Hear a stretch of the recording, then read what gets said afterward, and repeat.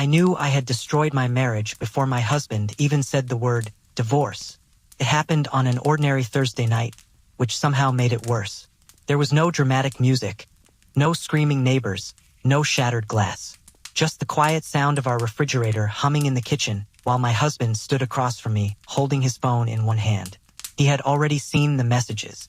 He knew. I could tell from his face that there was nothing I could say that would make what happened disappear. I had cheated on him once. Just once. After 10 years together. And there was no excuse for it. I wasn't going to pretend there was. I had made a terrible decision. And the moment it was over, I hated myself for it. But I still believed that 10 years of marriage meant something.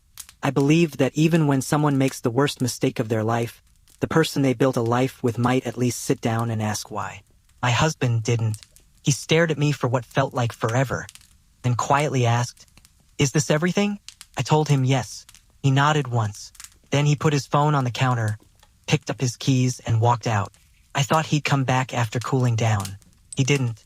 The first night, I sat on the couch until sunrise. I kept checking my phone because I expected him to call. He didn't. The next morning, I sent him a message saying I was sorry. Then another. Then another. By noon, I had written an entire paragraph explaining that I wasn't asking him to forgive me immediately. I just wanted him to talk to me. There was no response. I called his phone that evening. It went straight to voicemail. I called again the next morning. Still nothing. By the third day, I started panicking. I contacted his brother, thinking maybe he had gone there. His brother sounded cold when he answered. "He doesn't want to speak to you." That sentence destroyed me more than I expected. I asked if he was safe. His brother said he was. Then he hung up. I spent the next several weeks trapped between guilt and confusion. I knew what I had done was unforgivable to some people. I knew I had no right to demand another chance. But I couldn't understand how a decade could disappear overnight. We had met when I was 27. He was 30. Neither of us had much money, and neither of us had some perfect romantic beginning. We rented a tiny apartment with terrible heating and furniture we'd bought secondhand. We learned how to cook together. We fought over stupid things. We celebrated promotions, birthdays, family holidays, and every little victory that came along. When my mother was sick, he stayed beside me through every hospital visit. When his father died, I was the person who held him while he cried in the parking lot after the funeral. We weren't perfect, but I thought we were real. That was why my mistake felt impossible to understand even to me. There had been no long affair, no secret second relationship, no years of deception. It was one terrible night involving a person I barely knew, and I ended it immediately. But one time didn't make it less devastating. I understood that. What I didn't understand was why my husband refused to hear anything beyond the confession. 2 months after he left, divorce papers arrived. He had filed. The paperwork was almost painfully ordinary. Names, dates, assets, addresses, legal language. 10 years of marriage reduced to pages of printed text. I called him after receiving them. He finally answered. I was crying before I even said hello. "Please," I whispered, "just talk to me once." There was silence on the other end. Then he said, "There's nothing left to talk about." I asked him if he hated me. He didn't answer. I asked where he was living. Again, silence. Then he said something I'll never forget. "You don't know what you did." Before I could ask what he meant, he ended the call. That sentence haunted me. "You don't know what you did." I replayed it constantly. At first I assumed he meant that I didn't understand how deeply I'd hurt him. Maybe he was right. Maybe I had been selfish and naive about the consequences. But as the weeks turned into months, the sentence started feeling different. There was something in his voice that didn't sound like anger. It sounded like exhaustion, like he had known something long before I did. The divorce process dragged on because he stopped responding to almost everything. His attorney handled communications. He refused mediation. He refused counseling. He refused to meet. Eventually, the court granted the divorce. I signed the final papers alone. For the first year afterward, I lived like someone waiting for punishment to end. I stopped dating. I barely went out. I moved into a smaller apartment and took extra work because I couldn't stand sitting alone with my thoughts. I deleted old photographs, then regretted it.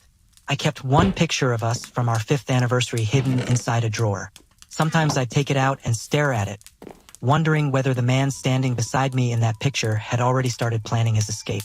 His family wouldn't speak to me. His friends disappeared from my life. Nobody explained anything. I accepted that maybe this was simply the price of what I'd done. Then the second year began. By then, I had stopped expecting him to return. I didn't even check his social media anymore. I assumed he'd built a new life somewhere far away. I hoped he was happy. I didn't think I deserved to know whether he was. Then, on an ordinary afternoon 2 years after he walked out, someone knocked on my apartment door. When I opened it, there was a man in a dark suit standing outside. He wasn't my husband. He handed me a sealed envelope. I looked at the name written across the front and felt every muscle in my body go cold. It was my husband's handwriting. And underneath my name, he had written 5 words that made absolutely no sense. You deserve to know everything now. For the first few months after he left, I kept telling myself that there had to be a way back. I know how ridiculous that sounds now, especially after everything that happened, but at the time I was still thinking like a wife instead of someone whose marriage had already been destroyed. I would wake up and instinctively reach for my phone, expecting his name to be there. Sometimes I would actually start typing a message before remembering that he had blocked me. Then I would delete it, wait an hour, and think of another reason I needed to contact him. I sent apologies through email. I sent letters. I asked one of his closest friends to tell him that I wanted 5 minutes to explain myself. I never asked him to forgive me immediately. I never demanded that he take me back. I only wanted him to hear the truth from me instead of deciding that one terrible mistake was the entire story of our 10 years together. But he refused every single time. His lawyer sent me a message saying that further contact would be considered harassment. That was the moment I finally understood how serious he was about erasing me from his life. The man who used to know exactly how I took my coffee, who knew which side of the bed I slept on, who could tell from the sound of my footsteps whether I was upset, suddenly treated me like a stranger who had broken into his house. The worst part wasn't even losing him. It was realizing that I had no way to correct the version of me that existed in his mind. I had made one horrible decision, and I would never defend it. There was no excuse for cheating. I had been lonely, angry, emotionally immature, and convinced that my husband didn't care about me anymore. None of that made what I did acceptable. I admitted it immediately when he found out. I didn't lie. I didn't blame alcohol. I didn't blame him. I told him exactly what happened and told him that I was willing to do whatever it took to rebuild the marriage. Instead of screaming, he became frighteningly calm. He packed a bag, looked at me for several seconds and said, "I don't know who you are."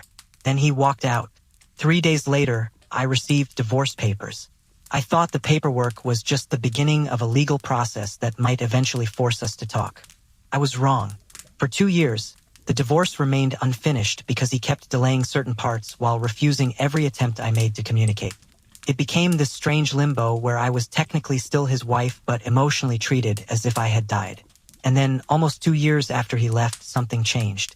I received an email from his attorney saying he wanted the divorce finalized immediately. I should have been relieved. Instead, I felt sick, because buried underneath the legal language was one sentence that made my hands shake. He was requesting a settlement based on the assumption that almost everything we owned had been accumulated during the marriage. That included our house, investments, business interests, and several accounts I had opened years before we were married. His lawyer's position was simple. My husband believed he was entitled to a substantial portion of everything because, according to him, we had built our financial life together. And I almost laughed when I read it, because there was something he didn't know. Something I had never told him during our entire marriage. Something that would completely change the divorce once it came out. 2 years earlier, when we were still newly married, I had inherited a large amount of money from my grandmother.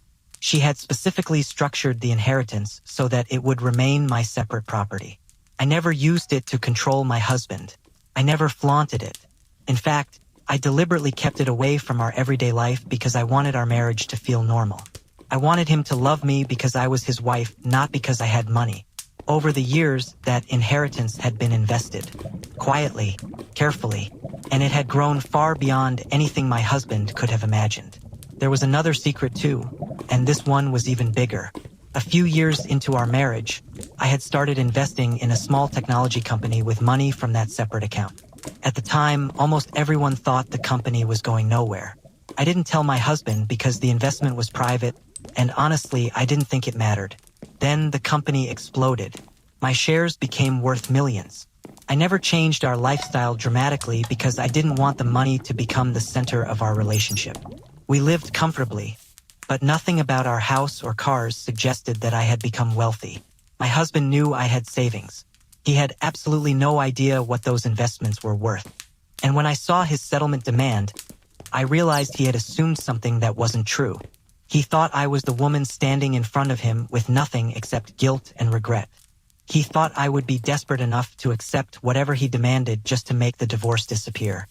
He had no idea that the person he had spent 2 years ignoring was sitting on a fortune he had never even known existed. Still, I didn't want revenge. That surprised even me. After 2 years of being angry, abandoned, humiliated, and blamed, I expected to feel excited about finally proving him wrong. Instead, I felt strangely empty. Money wasn't going to undo what I had done. It wasn't going to erase the night I cheated. It wasn't going to give me back the 2 years I spent crying in an empty house. And it certainly wasn't going to make him love me again. But when I walked into the courtroom for the first time in almost 2 years, I realized something had changed. He was sitting across from me with his attorney, looking completely confident. He barely glanced in my direction. When he finally did, he gave me the same cold expression he had given me for 2 years. Then his attorney leaned over and whispered something to him. My husband smiled. I could hear him quietly laughing. He actually looked at me and laughed as if he already knew exactly how this was going to end. He thought I was about to lose everything. What he didn't know was that my attorney had brought an entire folder of documents that had never been shown to him. And when the judge asked both sides to disclose their complete financial positions, my attorney simply placed the folder on the table. My husband stopped smiling. His attorney opened the first document, read it, then looked at the second. His expression changed completely. Then he whispered something into my husband's ear. I watched my husband's face slowly lose all its confidence. He looked at me for the first time in years, not with anger, not with disgust, but with genuine confusion. And then the judge asked the question that would expose everything. Ms. Carter, are you saying the assets listed here are entirely separate from the marital estate? I looked directly at my husband, and for the first time since the day he left, I didn't feel like the smaller person in the room, because I knew he was about to discover exactly who he had spent 2 years throwing away. By the time I walked into the courtroom for the next hearing, I had stopped expecting my husband to look at me like a person. For 2 years, every interaction between us had happened through lawyers, paperwork, or silence. But that morning was different. The moment I entered, I saw him sitting beside his attorney, looking completely confident. He had the same expression I remembered from the day he left me, except now there was something else behind it. Satisfaction. He genuinely believed he had finally figured out how to win. His attorney leaned toward him and whispered something, and my husband smiled. Then his eyes moved toward me. For a second, neither of us looked away.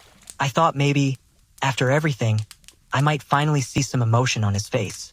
Instead, he gave me a small laugh. Not a nervous laugh, not an angry laugh. A laugh that said he thought I was already defeated. I sat beside my attorney and tried to ignore him. But then his lawyer stood and began explaining why my husband believed he was entitled to a substantial portion of my assets.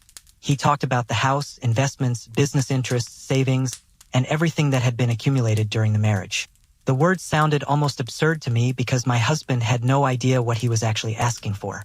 He had spent 2 years refusing to hear me, refusing to speak to me, and refusing every attempt I made to explain what had happened. Yet now he was standing in court demanding a piece of a life he didn't even know existed. The judge listened carefully, then looked directly at me. Ms. Carter, your attorney has submitted documents indicating that some of these assets may have existed independently of the marriage. Is that correct? I nodded. Yes, Your Honor. My husband's smile disappeared slightly. His attorney immediately asked for clarification, and my lawyer calmly explained that a significant portion of my financial portfolio came from an inheritance from my grandmother. The inheritance had been placed into a separate account, never mixed with marital funds, and later invested. What nobody in that room seemed to understand was what those investments had become. 2 years earlier, I had been terrified of losing everything. I thought divorce meant losing my home, losing my future, and maybe even losing the last remaining connection to the man I had loved for 10 years. I had spent months believing I was financially vulnerable because I had never talked about money with my husband in the way I should have. He knew I worked, but he never knew the details of my investments. He knew my grandmother had left me something, but he assumed it was a modest inheritance that had gradually disappeared into our household expenses. I never corrected him because I never thought I needed to. My grandmother had taught me something when I was young that I didn't understand until much later. Never depend entirely on someone else's promises. So when she passed away, I followed the instructions she had left me. I hired professionals, kept the inheritance separate, and invested most of it. I didn't touch it for years. One of those investments was a small technology company that almost nobody had heard of at the time. My grandmother's advisor had recommended it because the company had strong patents and a talented team, but there was no guarantee it would succeed. I invested cautiously and forgot about it. Then the company exploded. Contracts came in. Its valuation increased. Investors poured money into it. What had once been an inheritance I considered private and untouchable had become an enormous financial asset. I didn't suddenly become wealthy because I wanted to prove anything to my husband. I became wealthy because I had been fortunate, patient, and extremely careful. And the strangest part was that the man sitting across from me had never bothered to ask. He had assumed I was exactly where he left me 2 years earlier. Alone, devastated, and financially dependent on him. The judge asked my attorney to present the documentation. One document became another, then another. My husband's attorney started flipping through the pages faster. My husband leaned closer to him and whispered something. The lawyer shook his head and whispered back. I could see the confidence draining from my husband's face. Then the judge asked a question that changed the entire atmosphere in the courtroom. Mr. Carter, were you aware of these assets during the marriage? My husband hesitated. I knew she had an inheritance. Were you aware of the investment accounts? The judge asked. Not specifically. Were you aware of the company ownership? Another hesitation. No, the judge looked at him for several seconds before turning back toward the documents. I could feel my heartbeat pounding in my chest. I had spent 2 years preparing myself to lose. I had imagined having to sell the house, divide everything, and walk away with whatever remained. But now the man who had laughed at me seemed to be realizing something much worse for him. He had filed for divorce believing I had less than he did. He had assumed I would be begging him to stay. He had assumed my silence meant weakness. He had no idea that while he was rebuilding his life and telling people I was the reason our marriage failed, I had been quietly rebuilding mine. Then something happened that I hadn't expected. My husband's attorney asked the judge for a short recess. The judge agreed. Everyone began standing, but before my husband could leave, he turned toward me. For the first time in 2 years, he spoke directly to me without a lawyer standing between us. You knew this was going to happen? He asked. I stared at him. I knew you would eventually find out. His face tightened. Why didn't you tell me? The question almost made me laugh. Not because it was funny, but because it was unbelievable. I tried to tell you everything 2 years ago, I said quietly. You wouldn't listen. He looked away. I continued. You left before I could explain anything. You blocked my number. You returned every letter. You told your lawyer I was never allowed to contact you directly. You didn't want the truth. You wanted me to be the villain. His jaw clenched. You cheated on me. Yes, I said. I did, and I will never pretend I didn't. For the first time, my voice didn't shake when I admitted it. But you decided one mistake gave you the right to erase 10 years of our life. You never asked why. You never asked what happened. You never asked whether there was something you didn't know. He stared at me, and for a moment I saw the man I had married underneath all the anger. Then his expression changed again. So you're rich now, he said. I shook my head. That's what you heard? He didn't answer. When the recess ended, we returned to the courtroom. The judge reviewed the documents again, then explained that the financial situation was far more complicated than my husband had presented. My husband had entered the case expecting a straightforward division of marital property. Instead, he was now facing questions about what was actually marital, what was separate, and whether certain claims had been made based on assumptions rather than evidence. His attorney looked increasingly uncomfortable. Then the judge turned toward me. Ms. Carter, I want to make one thing clear. Your financial position does not determine the outcome of this divorce. The law will determine that. But the court also cannot ignore properly documented separate property. I nodded. I wasn't smiling. I wasn't celebrating. Somehow that mattered more to me than the money. For 2 years, my husband had believed I was waiting for him to rescue me. He had no idea I had already rescued myself. But just as I thought the worst part of the hearing was over, my attorney placed one final document on the table and told me there was something else I needed to understand about the day my husband left. Something I had never known. And when I read the first line, I realized the divorce wasn't the only thing he had been hiding from me. For the first time in 2 years, I stopped trying to make my husband forgive me and started trying to understand why he had disappeared so completely. I had spent so long believing that his silence was the punishment I deserved that I never stopped to question whether there was something else underneath it. I had cheated. There was no excuse for that. I knew it, and I had never tried to pretend otherwise. But there was a difference between ending a marriage and completely erasing a person from your life without giving them a single opportunity to speak. For 2 years, I had accepted his version of everything because I thought I had forfeited the right to ask questions. Then I found the one thing that made me realize I might have been wrong about what happened after he left. It was an old email buried inside an account I almost never checked anymore. The message had been sent shortly after he disappeared, and I had never seen it because it had been automatically filtered into a folder I didn't know existed. The subject line was simple: "You need to know the truth." I stared at those words for several minutes before opening it. The message wasn't from my husband. It was from someone I recognized immediately, although I hadn't spoken to her in years. She had worked with him before we got married, and I remembered her because she had attended our wedding. Her message was short, almost strangely cautious. She said she had tried to contact me before but wasn't sure whether she should interfere. She said there were things my husband had never told me, and she believed I deserved to know them before the divorce became final. At the bottom was an address and a sentence that made my stomach drop. "If you still want answers, come alone." I didn't sleep that night. I kept rereading the message, wondering whether it was some kind of trap or whether someone was simply trying to reopen wounds I had finally learned to live with. By morning, I had convinced myself I would go. Not because I wanted my marriage back. Not because I thought I deserved another chance. I went because after 2 years of being called a liar, a cheater, and the person who destroyed our marriage, I needed to know whether there was anything else I had never been told. She met me at a quiet coffee shop on the other side of town. When I walked in, she was already sitting in the back corner with an envelope on the table. The moment she saw me, her expression changed. She looked almost guilty. I sat across from her and asked the only question that mattered. "Why did you contact me now?" She didn't answer immediately. Instead, she pushed the envelope toward me and told me that she had been afraid to get involved because she knew my husband would never forgive her for talking. I opened it expecting photographs, legal papers, maybe something about the divorce. Instead, I found copies of messages. Some were between my husband and another person. Others were emails that had been sent shortly after he left. My hands started shaking as I read them. There were conversations I had never known existed.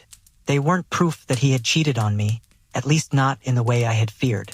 They were something more complicated. He had been talking to someone about our marriage months before I ever made my mistake. He had already been discussing separation.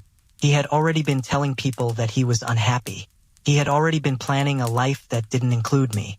But then I saw a message dated just days before he disappeared. It said, "Once she does something I can use, I'll never have to explain why I left." I read that sentence 3 times. My entire body went cold. "What does this mean?" I whispered. She looked down at the table. "I don't know everything," she said, "but I know he was looking for a reason to make you the villain." I wanted to believe she was wrong. I wanted to throw the papers away and tell myself that my guilt was making me desperate to find someone else to blame. But then she pulled out another document. It was a timeline, dates, meetings, conversations, things that had happened before my affair, things I had dismissed at the time because I trusted him completely. There were appointments with an attorney. There were financial discussions. There was even evidence that he had started moving certain assets before he ever confronted me. And suddenly the story I had been telling myself for 2 years didn't make sense anymore. I asked her the question that terrified me most. Did he know? She looked directly into my eyes. Yes. I felt like the room had tilted. "No, what?" I asked. "About the affair?" She nodded. "He knew before you confessed." I couldn't breathe properly. I had spent 2 years believing that my husband discovered the betrayal and reacted in shock. I had replayed that night countless times, remembering his face, his silence, the way he looked at me as though I had suddenly become a stranger. I had believed his pain was immediate and genuine. But if he already knew, then the moment I confessed hadn't been the beginning of everything. It had been the moment he had been waiting for. I asked how he knew. She said she didn't have the answer, but someone had apparently shown him messages between me and the man I had cheated with. My stomach dropped again because I remembered something I had completely forgotten. The messages I had exchanged had been deleted. I had assumed that was the end of them, but someone had clearly saved them. Someone had given them to my husband, and according to the documents in front of me, he had received them before I ever told him the truth. I suddenly remembered how strangely calm he had been that night. He hadn't asked many questions. He hadn't screamed. He hadn't demanded an explanation. He had simply looked at me and said, "I already know." At the time, I thought he meant he knew because he had caught me. Now I wondered what he had really meant. The woman across from me finally admitted that there was one more thing she had been afraid to tell me. She said my husband hadn't just been preparing for divorce. He had been preparing for a financial battle. He had apparently believed that if he could make the affair the center of the case, he could convince everyone that I had destroyed the marriage and walk away with far more than I expected. I almost laughed because the idea sounded ridiculous. We didn't have some enormous fortune. At least I didn't think we did. We had our home, savings, investments, and the businesses we had built together. My husband handled most of the finances, and I had trusted him with that responsibility. I had never been interested in spreadsheets or account statements. Looking back, that trust suddenly felt like one of the biggest mistakes I had ever made. I asked her whether she knew how much money was involved. She shook her head. "Not exactly, but I know he was worried about what you might discover." That sentence stayed with me all the way home. What could I possibly discover? I had spent 2 years thinking my life had been destroyed because I made one terrible decision. I had never considered that there might be something in our finances that my husband didn't want me to see. That night, I opened every financial document I could find. Bank statements, investment accounts, property records, old tax returns, business paperwork. At first, nothing seemed unusual. Then I found a folder hidden inside a box of documents I hadn't touched since we moved into the house. Inside were statements from an investment account I didn't recognize. The account had been opened years earlier. My name was listed on it, but I had never seen it before. I called the institution the next morning and asked for the complete history.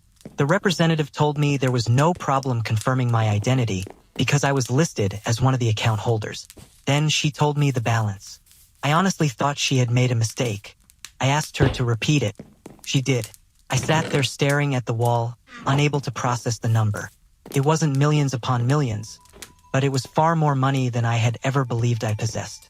And according to the records, most of it came from investments that had been made years earlier, including shares and assets that had increased dramatically in value. I started digging deeper. The account wasn't the only one. There were properties. There were shares. There were business interests I had completely forgotten about because my husband had always handled the paperwork. Some of the investments had been created from money I had earned before we were married. Some had come from an inheritance. Some had grown quietly over the years while I was busy building a life with him. Then I found something that made my hands go numb. There was a document from my husband's attorney discussing the division of assets. I read it once, then again. The number he expected to receive was enormous. He had apparently calculated everything under the assumption that I would be too emotionally exhausted to challenge his claims. But the document contained a problem he had clearly overlooked. Several of the assets he had included as marital property were legally tied to me alone. More importantly, some of the investments he thought he could control had been protected by agreements I had signed years before our marriage. I remembered those agreements suddenly. My father had insisted that I meet with an attorney before we got married. At the time, I had thought it was unnecessary and overly cautious. I had signed the documents without really understanding how important they might become one day. My husband had always joked about them, saying they were just paperwork my family wanted because they didn't trust him. I had laughed along with him, Now I understood why he had been so interested in making me look guilty. The next morning, my attorney called after reviewing everything. I expected her to tell me that I had made a terrible mistake by waiting so long. Instead, she sounded unusually calm. She asked me whether I was sitting down. I said yes. Then she said, "I think you need to come into my office today." When I arrived, she had the financial documents spread across the conference table. She told me that my husband had underestimated my position dramatically, but she also told me something even more important. "He's been preparing for this divorce for a long time," she said, "and I don't think the affair was the reason he filed. I think it was the weapon he intended to use." I sat silently as she explained what she had found. There were transfers I hadn't authorized. There were accounts I hadn't known existed. There were attempts to move assets before the divorce was filed. And then she placed one final document in front of me.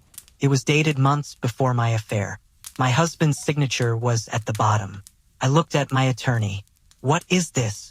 She didn't answer immediately. Then she said, "This changes everything." And for the first time since my husband filed for divorce, I realized that the courtroom might not be the place where I lost everything. It might be the place where he finally discovered how badly he had miscalculated. The document was a sworn financial statement my husband had submitted during the early stages of the divorce. My attorney pointed to one section and told me to read it carefully. He had declared that several of our largest assets were jointly owned and that he had contributed substantially to their growth. But the records in front of us told a completely different story. Some of those investments had existed long before our marriage. Others had been funded almost entirely with money that belonged to me. And there was something else hidden inside the paperwork that made everything even worse. My husband had transferred money from one of our joint accounts into a private account shortly before filing for divorce, then claimed those funds had been used for household expenses. My attorney looked at me and said, "He wasn't just preparing to leave. He was preparing to make you look financially irresponsible while protecting his own money." I felt sick. For 2 years, I had blamed myself for everything. I had believed that because I cheated once, I deserved whatever happened afterward.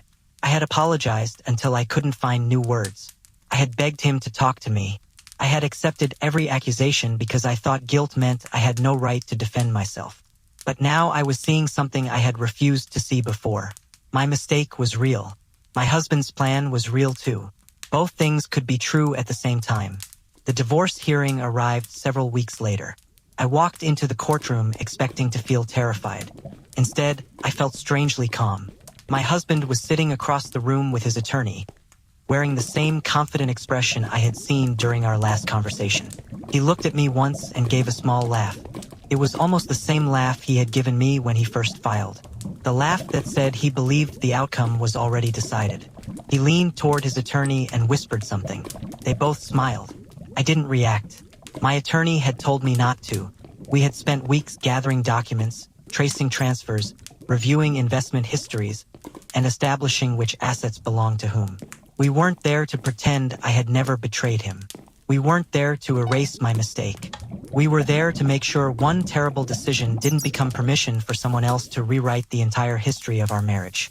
When the judge began reviewing the financial records, my husband's confidence slowly disappeared.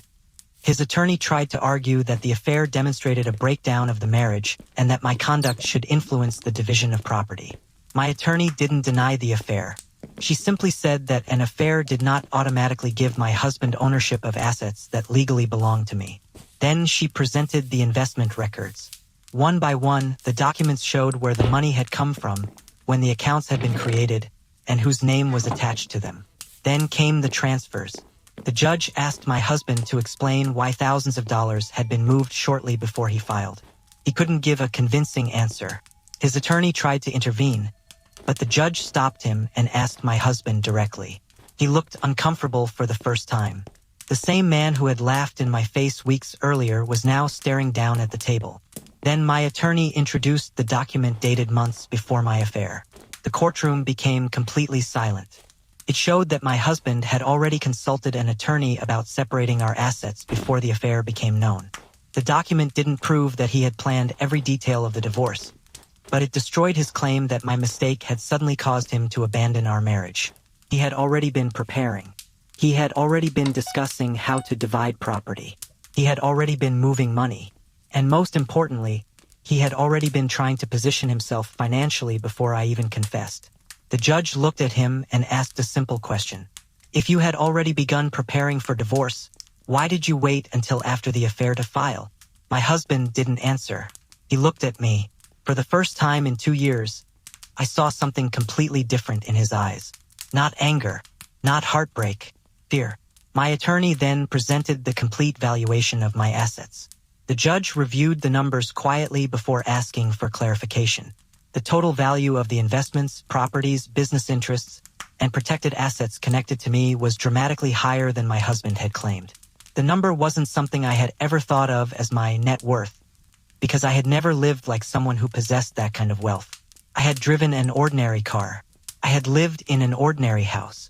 I had spent years thinking about bills, groceries, vacations, and keeping our family comfortable. I had never looked at myself as wealthy. But on that day, the courtroom didn't care how I thought about myself. The judge read the figure aloud. My husband froze. His attorney immediately leaned toward him and whispered something. My husband shook his head.